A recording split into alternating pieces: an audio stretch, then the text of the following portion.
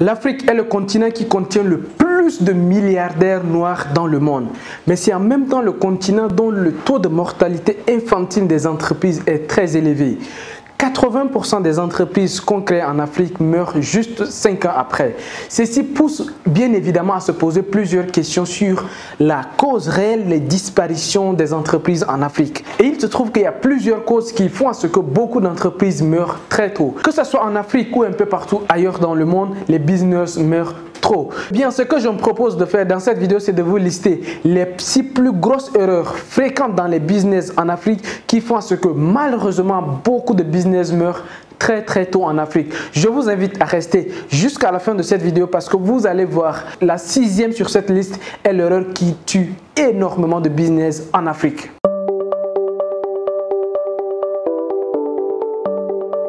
Si vous venez de me découvrir au travers de cette vidéo, laissez-moi me présenter rapidement. Mon nom, c'est Juston. Le but de cette chaîne, c'est de contribuer au développement de l'Afrique au travers des business et des investissements. Donc, si la thématique de l'immobilier, de la bourse, des business, des investissements ou bien toute autre activité génératrice de revenus te parle, je t'invite à faire 2 actions. La première action déjà, c'est de t'abonner à cette chaîne et d'activer la cloche des notifications pour être informé de nos 3 vidéos hebdomadaires puisque chaque lundi, mercredi et vendredi, nous publions des vidéos à partir de 8 h. La deuxième action que je t'invite à faire, c'est d'aller dans la barre de description pour avoir des informations complémentaires à cette vidéo. Ça dépend de là où tu es en train de regarder cette vidéo, ça peut être en dessous ou bien au-dessus de cette vidéo. C'est avec toute humilité que je suis en train de faire cette vidéo puisque la plupart des erreurs que je vais vous lister dans cette vidéo, ce sont des erreurs que personnellement j'ai commises dans mes business et ce sont des erreurs que je vois encore dans plusieurs business. Pour ma part, j'ai commencé très tôt dans les business parce qu'à l'âge de 16 ans, quand j'étais en classe de seconde, j'avais déjà lancé mon premier business. C'était dans le domaine des multiservices. Donc, c'était les transferts de crédit, recharge téléphonique, vente d'accessoires, ainsi de suite. Au fur et à mesure que j'avançais, je me rendais compte de beaucoup d'erreurs que je commettais. Et ça, c'était encore une entreprise qui était informelle. Et même bien après que j'ai lancé des entreprises qui sont formelles, j'ai encore commis des erreurs. Donc, je ne pouvais pas être mieux que ça. Donc, ce sont mes erreurs à moi personnellement que je vais vous retransmettre et également plusieurs erreurs comme ça que je vois encore des entrepreneurs commettre que je vais retransmettre dans cette vidéo. La première grosse erreur dans le business que je vois beaucoup d'entrepreneurs ou bien beaucoup de gens faire, c'est d'attendre le bon moment. Le bon moment en business, sachez que ça n'existe pas. Le business, nous sommes dans un monde qui est évolutif et il faut tout le temps chercher à innover. Donc, votre idée, vous attendez à ce que votre idée soit parfaite, vous attendez à ce que tous les signaux soient au vert pour que vous passiez à l'action. Ça n'arrivera pas, il faut se lancer.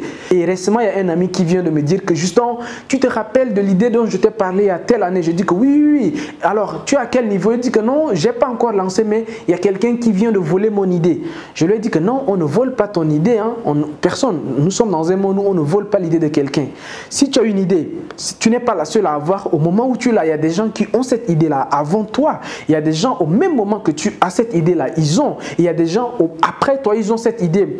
Mais ce qui va faire la différence, c'est qui va passer à l'action avant. Le monde évolue. Donc, si vous êtes entrepreneur, cela veut dire que vous, votre travail, c'est des solutions que vous apportez. Donc, si votre solution, c'est une solution qui date de 2 ans, c'est une solution qui date de 3 ans, vous pensez que le monde va vous attendre à ce que votre solution soit la seule solution qui vient résoudre le problème? Non, les gens ont bien d'autres choses à faire. Donc, si vous êtes là en train d'attendre et qu'une autre personne vient proposer la solution, une autre personne beaucoup plus pragmatique arrive à proposer la solution, le monde va prendre sa solution et l'utiliser. On ne va pas vous attendre à ce que non, comme c'est toi qui as l'idée, on va attendre que c'est toi qui puisses passer à l'action. C'est faux. Ça ne se passe pas du tout comme ça. L'idée en soi ne vaut rien. Donc, ce qui est important dans le business, c'est de passer à l'action. C'est de ne pas être là en train d'hésiter, en train de dire que non, il faut que le bon moment arrive, il faut que ceci, il faut que cela, il faut que... Non, si vous faites ça, vous n'êtes pas en business. Si vous faites ça, en fait, ça c'est fatal. Vous n'allez aller nulle part et votre idée, vous allez même peut-être mourir avec votre idée. Je peux vous prendre comme ça plusieurs autres exemples. Les ordinateurs. Est-ce que vous savez comment les premiers ordinateurs étaient comment? Les premiers ordinateurs. En 2000, au début des années 2000, les ordinateurs étaient comment? Les téléphones étaient comment? En 2005, les téléphones étaient comment? En 2010, en 2020, qui sait, en 2030, ça va être comment? On ne sait pas. Parce que les personnes qui ont créé ces téléphones, qu'est-ce qu'ils ont fait? ils ont créé, ils ont lancé d'abord le téléphone. En tout cas, ils ont lancé la version bêta, comme on l'appelle en fait, la version essai. Ils ont lancé ce qui peut déjà aller sur le marché. Et c'est quand ça arrive au marché, maintenant, ils vont prendre des retours clients et au fur et à mesure qu'on avance, il y a des nouvelles choses qu'on améliore au fur et à mesure. Quand vous prenez par exemple MacBook ou bien vous prenez les iPhones, iPhone 5, c'est pas iPhone 6. iPhone 6, quand c'est arrivé, les gens pensaient que c'était le LAS, alors qu'après iPhone 6, on a vu iPhone 7, iPhone 8, le iPhone 10 qui est arrivé. Vous avez vu maintenant avec iPhone 11, on voit iPhone 12. Est-ce que à chaque fois il y a des évolutions? Une idée, elle est évolutive, mais le mérite revient aux personnes qui ont produit ça. Donc si vous n'avez rien produit et que vous êtes en train d'attendre le bon moment, vous êtes en train d'attendre la meilleure idée, vous êtes en train de perdre votre temps. Un entrepreneur, c'est celui qui essaie juste d'analyser les possibilités qu'il a. Il sait que, ok, il y a ça, il y a ça, il y a ça. Directement, il passe à l'action. Vous avez quelques éléments d'appréciation qui vous permettent directement de passer à l'action. Et là, c'est comme ça que tous les entrepreneurs agissent. Et vous savez que la toute première qualité des entrepreneurs, c'est la rapidité d'exécution. Un entrepreneur, dès qu'il a une idée, il passe à l'action. Dès qu'il a une idée, il essaie juste de voir quels sont les éléments à sa disposition. S'il peut justifier ce qu'il peut faire par 2 ou 3 éléments, c'est tout. Il s'est lancé. Il n'attend pas ce que tout soit bon ou bien tout soit parfait. Donc, soyez ces gens d'entrepreneurs-là. Mais si vous êtes là en train d'attendre, vous n'irez nulle part avec votre idée. La deuxième grosse erreur que je vois beaucoup d'entrepreneurs faire encore, c'est de compter sur les autres pour faire rouler son business. Ça ne marche pas comme ça. En business, nous sommes dans un autre monde.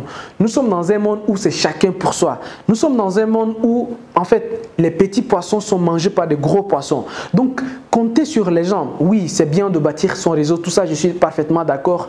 Un entrepreneur, c'est ça, c'est celui qui a des réseaux. Mais être là, compter sur quelqu'un, oui, je vais faire ça, mais j'attends que tel me fasse ça avant que je passe à l'action. J'attends ça de celui-ci, j'attends. Non, en business, c'est pas comme ça. Ce qui doit faire rouler votre business, c'est d'abord vous-même. Vous devez vous-même faire la plupart des choses. Et je peux vous dire mon cas, quand j'ai commencé avec les business sur Internet il y a quelques années, j'ai dû tout apprendre. J'ai dû apprendre Photoshop, j'ai dû apprendre Illustrator, j'ai dû apprendre Premiere Pro, j'ai dû apprendre Final Cut, j'ai dû apprendre à créer des sites avec WordPress, j'ai dû apprendre des compétences que vraiment je n'ai attendu personne. Parce qu'à chaque fois que tu demandes à un ami qui sait faire un site, pour qu'il te fasse un site à un prix d'amis, il fait ça, il fait ça. Donc moi, je me suis rendu compte qu'au lieu de rester là à attendre les gens, atteindre des amis, à attendre que des personnes puissent me dire, en fait, ou bien m'aider, ainsi de suite, ce que je peux faire, je le fais. Je me forme, j'avance, je me forme, j'avance. À un moment donné, quand les amis m'ont vu, moi, je ne fais qu'avancer.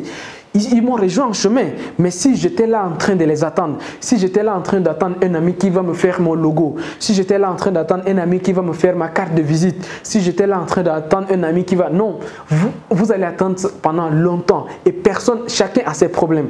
Donc vous devez être conscient que c'est vous qui devez faire d'abord le maximum de travail. Maintenant, si votre réseau doit vous venir en aide, que ça soit juste un plus, mais pas l'essentiel de votre business. L'essentiel de votre business, c'est d'abord vous-même. Votre business, vous devez être la personne motrice. Et la deuxième chose que je vois également dans cet aspect, c'est que beaucoup de gens attendent l'avis des autres. Moi, un conseil que je vais vous donner à ce sujet, ne demandez jamais de conseil à une personne si cette personne n'est pas dans le business. À quoi ça va vous servir d'aller demander des conseils à un salarié qui va tout simplement vous décourager pour dire que non, petit, pourquoi tu veux aller là-bas, il faut rester dans ton boulot là, c'est mieux. Petit, va chercher un petit boulot là, pourquoi tu veux prendre des risques, ainsi de suite. Les salariés, en fait, on n'a rien contre les salariés, mais si tu es chef d'entreprise, si tu dois écouter les salariés pour prendre des décisions par rapport à ton business, c'est pas bien. Tu dois écouter tout le monde. On dit également que même les insensés ont de bons conseils. Mais le conseil dans le business, il faut prendre avec des personnes avisées. La troisième grosse erreur fatale que je vois aujourd'hui avec beaucoup de jeunes, c'est qu'ils lancent leur business pour frimer. Ils lancent leur business pour juste montrer aux gens que j'ai également une entreprise ou bien j'ai également une société. Ça ne marche pas comme ça. Si tu lances ton business parce que tu veux montrer à tel que j'ai ça ou bien que tu veux montrer à tel que également tu veux montrer aussi à tel que j'ai un business, j'ai une carte de visite sur laquelle c'est écrit directeur général, ça ne sert à rien. Tu es en business, c'est pour vendre, c'est pas pour frimer. Dans le business, il n'y a que deux choses. J'ai toujours l'habitude de dire ça. Dans le business, il n'y a que deux choses. Il y a un problème, il y a une solution. C'est tout. C'est ça, l'offre et la demande. C'est ça qui détermine le business. Il n'y a que ces deux choses qui comptent. Donc toi, tu amènes la solution. Concentre-toi sur ça. Concentre-toi sur ta solution et concentre-toi également sur comment tu vas encaisser de l'argent. C'est tout. Ce sont ces deux choses-là. On ne vient pas en affaires pour faire plaisir. Sinon, c'est une association, on va créer. Allez-y créer vos associations à but non lucratif. Allez-y créer, je ne sais pas, une organisation, je ne sais pas quelque chose.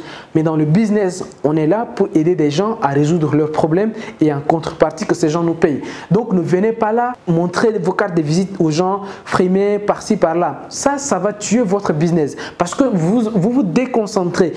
Votre focus n'est pas sur le business. Donc, si vous venez dans le business avec ces genres de mentalité-là, vous n'êtes même pas d'abord dans le business. Votre business là, ne va pas durer. Ça va mourir très rapidement. Donc, quand vous venez dans le business, quand vous intégrez le marché des requins, comme j'ai l'habitude de dire, le marché où généralement, vous n'êtes pas le seul. D'un côté, il y a les personnes qui viennent sur le marché avec un esprit capitaliste pour tout rafler et vous qui arrivez sur le marché comme un touriste. Ça ne marche pas, ça ne marche pas, vous n'allez rien gagner. Et si vous gagnez rien, ça ne sert à rien d'être dans le business. Le business, ceux qui ne font pas du cash disparaissent. Donc si tu viens dans le business juste pour frimer, juste pour montrer aux gens que toi également tu as une carte de visite sur laquelle c'est écrit DG, je te demande d'aller faire autre chose. Le business, c'est pas fait pour des gens comme ça. Le business, c'est fait pour des personnes sérieuses qui apportent des solutions concrètes pour qu'on les paye du cash et qu'ils avancent dans leur vie. Cette troisième erreur conduit inévitablement à la quatrième erreur, celle de perdre de vue la rentabilité de l'entreprise. Il y a beaucoup de gens qui se lancent en business mais qui ne gagnent rien ou bien peut-être qui gagnent quelque chose mais c'est pour payer les factures quoi.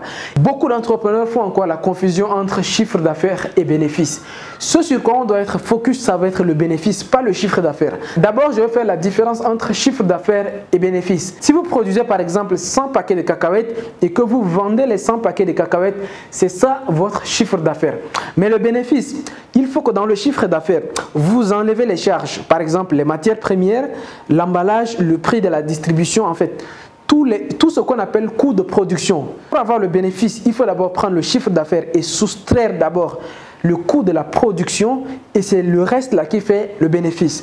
Beaucoup d'entrepreneurs lancent des produits ou bien lancent des business à perte. C'est-à-dire que le coût de fonctionnement ou bien le coût de production de leur business ou bien de leur produit est largement supérieur à leur chiffre d'affaires. Vous allez voir des personnes qui vont dire que oui, cette année-ci, j'ai fait 50 millions, j'ai fait 100 millions de francs CFA, ainsi de suite. Mais quand vous analysez bien, ils ont 17 salariés. Chacun gagne beaucoup d'argent par mois, ils ont des ordinateurs, ils ont des charges, en fait, ils ont beaucoup de charges. Et finalement, quand tu vois le bilan comptable, tu sais que c'est le rouge. Mais ça n'avance pas. Vous ne pouvez pas avancer dans le business avec ça. Avant même de lancer votre business, vous devez être focus sur la rentabilité. Vous devez voir combien ça doit vous rapporter à terme.